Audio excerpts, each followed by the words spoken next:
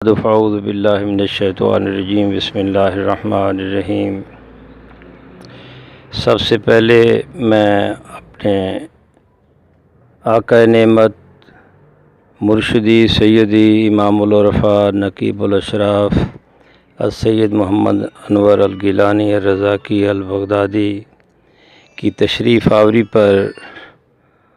ان کا شکریہ ادا کرتا ہوں، خوش آمدید بھی کہتا ہوں، اور ان کے توسط سے، ان کے وسیلے سے آج ڈھیر سارے سادات ہاشمیہ گیلانیہ تشریف فرما ہیں۔ میں ان کا بھی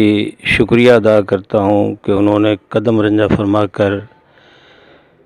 مجھے شرف بخشا۔ جیسا کہ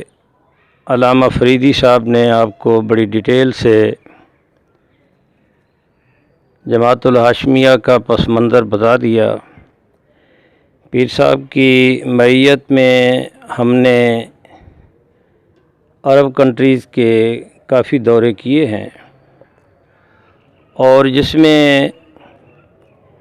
یہ جو جماعت الہاشمیہ ہے اس کا وجود بڑے عرصے سے چلا آ رہا ہے۔ یہ جو فیصل ثانی تھے بغداد کے، یہ بھی جماعت الہاشمیہ کے صدر رہے، شاہ اردن بھی رہا، مراکش کا شاہ بھی رہا،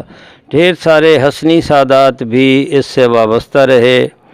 اور اس میں ہاشمی و نسب تھے۔ اور اس کو کریڈٹ سب سے بڑا جو جاتا ہے، جو اس کی نشت ثانیہ کا ایک بیڑا یا اس کی ذمہ داری جو ہے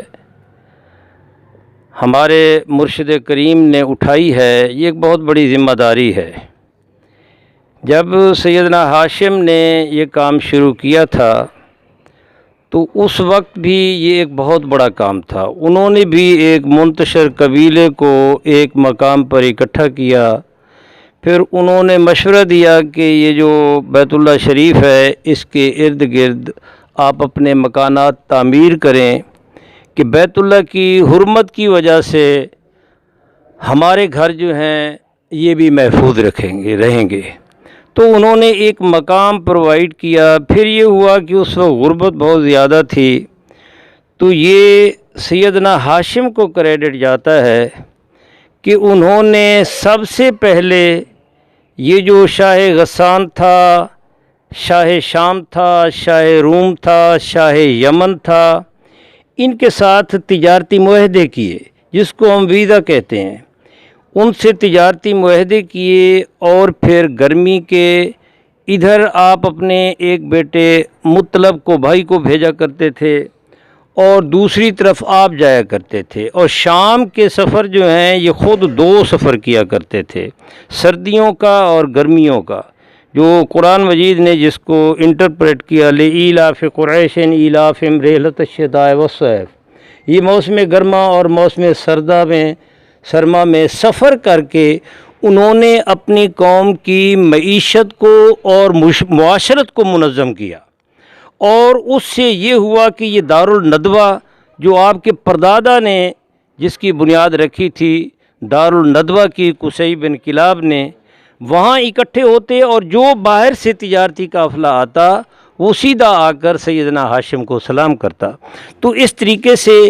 معیشت بھی بہتر ہوئی، معاشرت بھی بہتر ہوئی۔ اب اس کے جو اغراض و مقاصد ہیں، یہ اتنے عرصے کے بعد اس کی ضرورت کیوں پیش آئی؟ تو اس وقت بھی حال یہی تھا کہ یہ جو ہاشمی و نسب تھے اور قریش قبیلہ جو تھا اس کو نشانہ بنایا جا رہا تھا، بنانے والے بھی اپنے ہی تھے۔ اب بھی اپنوں کے روپ میں جو ہے ایک بار پھر جو ہے یہ ناسبیت جو ہے یہ سر اٹھا رہی ہے۔ اب اس ناسبیت و رافضیت کو ایک معتدل راہ دکھانے کے لیے یہ ایک فریضہ بنتا ہے ہاشمی و نسب کا، جو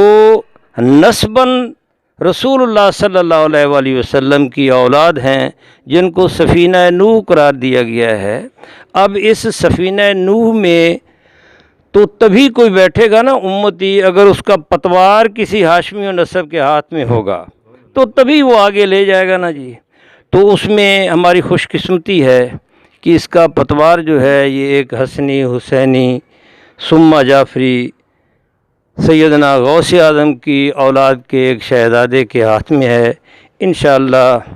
یہ سفینہ جو ہے یہ کامیابی کی منازل جو ہے وہ ہمیں دکھائے گا۔ بدن علی حبیبک خیر الخلق کلہم هو الحبیب الذی ترجى شفاعته لكل حول من الاحوال مقتحم یا رب بالمصطفى بلغ مقاصدنا واغفر لنا ما دعا یا واسع الکرم فإن من جودك الدنيا وذرتها ومن علومك علم اللوح والقلم یا اکرم الخلق مالی من علوذ به سواک عند حلول الحادث العمم ربنا آتنا فی الدنیا حسنة وفي الآخرة حسنة وقنا عذاب النار وصلی اللہ تعالی علی خیر خلقہ ونور عرشہ محمد وعلی آلہ واصحابہ اجمعین برحمتک یا ارحم الراحمین۔